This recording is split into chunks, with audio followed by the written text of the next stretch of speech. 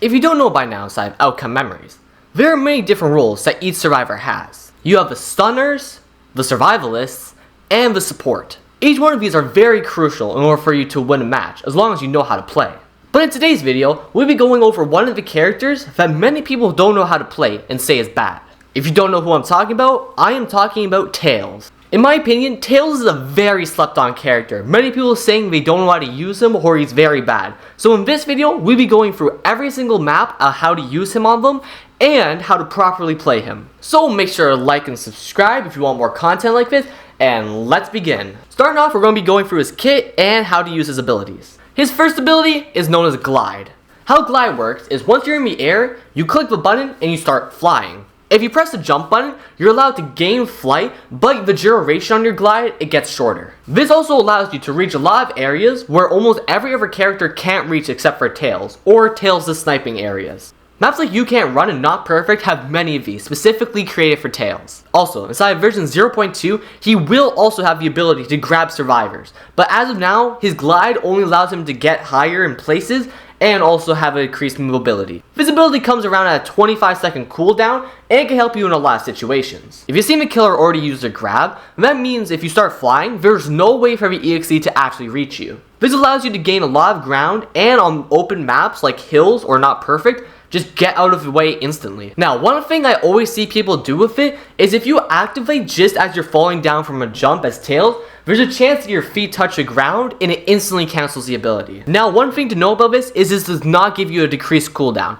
So if you by accident use it as you're falling and you touch the ground, it instantly cancels your ability and you have to wait 25 seconds to use it again. Also, if you see him about to go for a grab ability, just let him grab you instead of letting him grab you while you're flying, because instead of wasting ability, after the grab, you can fly away to get to higher grounds or out of the way quicker. And another thing you do is I recommend never use it for no reason. If you use it just to fly, then that kind of is helpful, but on many maps you're able to get up to higher areas, and if you're not being chased while you're using it, then honestly it's just a waste of mobility because of its cooldown. During Last Man Standing, it does have a decreased cooldown. Normally it's around 17 seconds, but allows you to use your ability a lot more frequently, which can help in many situations. But now that we're done with his first ability, we'll be going on to his second one. Now for his second ability. His second ability is known as Arm Cannon. Arm Cannon is a shocking 45-second cooldown, but you'll hear why. Once you click your ability button after a 45 seconds, it has around a 5-second charge up, and then after clicking the input button, it takes around an additional 2 seconds to start firing.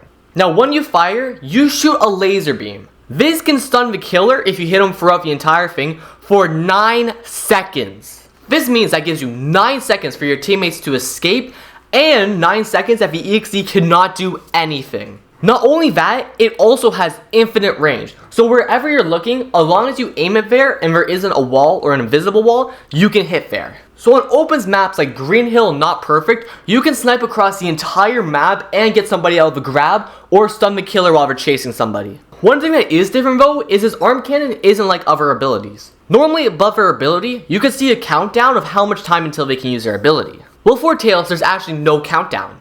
You might be confused of how is there no countdown? Well, on the left side of the screen, below his HP, there's actually a bar that fills up slowly. This bar tells you how close you are to getting your arm cannon. Then once you use it, you can see it charge again faster, and that's how long it takes until you can actually shoot your arm cannon. Now, for the long stun, it does come with one caveat. This being that since you're stunning the killer for so long, it fills up about half their enrage bar. This means within 2 to 3 attacks from Tails, their rage bar is completely filled. And one cool thing to know about it is it does pair up with other abilities. So if the killer was just stunned by Sonic, you can use your laser beam to stun him for even longer, pushing him back for the additional time. You can also shoot your ability while being grabbed by Sonic. So you could shoot the ability while Sonic is running away with you and stun the EXE while you're getting out of the way. But during Last Man Standing, his ability actually looks very different. Instead of 45 seconds before you use your ability, it only takes 15 seconds. And instead of the 5-second charge up and around 2 seconds to actually start shooting, there's no charge up and it's just a second. This means as soon as you have your ability and click it, you can practically immediately start shooting. And what makes this even better is there's no reduction in the stun. So during Last Man Standing, having the killer stun for 9 seconds is crazy. This also works if you're using God Trickery, because if your screen is flashing black, as soon as you click the button, by the time you actually get out of the God's Trickery, since they always go for you, you can immediately start shooting them, because there's no charge up. This works the same if they come out of invisibility too close and they do the end frames, you can immediately start shooting them as well. Now the one thing it can't do is stop the grab. If he's using the grab ability and you try shooting your laser beam, it will not stun him. This means you do have to be careful when he's about to use his grab ability, so either you use it beforehand or, well, you get grabbed. One thing I always see people do when getting chased by the EXE is try using the arm cannon close range or stay near their teammates. Normally when I'm playing Tails, I do the exact opposite. I have to stay as far away from everyone as possible, but still be able to see anybody. This means on a map like Hill Gym, he might not be the best of the character to use, but on every other map, he has so many vantage points and how open they are, you can shoot the killer from almost anywhere. You don't want to know the amount of times people call me a hacker for I'm not perfect by shooting the killer from across the map on another outpost. And if you do want to stay near another character, the two I recommend are Eggman and Knuckles, since they both have counters and block, so if you're charging up and the EXE goes for you, they can block you and then you're able to use your ability. But with that, now we're going to get into how to properly use him. On a map like You Can't Run, there's many vantage points that you might not realize you can get up to, but almost every pillar on the map you can land on. This means unless if the killer has God's Trickery or Grab, they can't really do anything to you. Since the map is pretty open in the middle, if you stand up on one of these posts and your teammate come running out with the killer behind them, you are able to snipe the killer from most places. Now on Not Perfect, since almost every single part of the map has a super high point, as long as you stand on any of them across from the killer, you can just laser beam them. Like I said earlier, because of how long Glide's duration is, you are able to fly completely across the map on Not Perfect.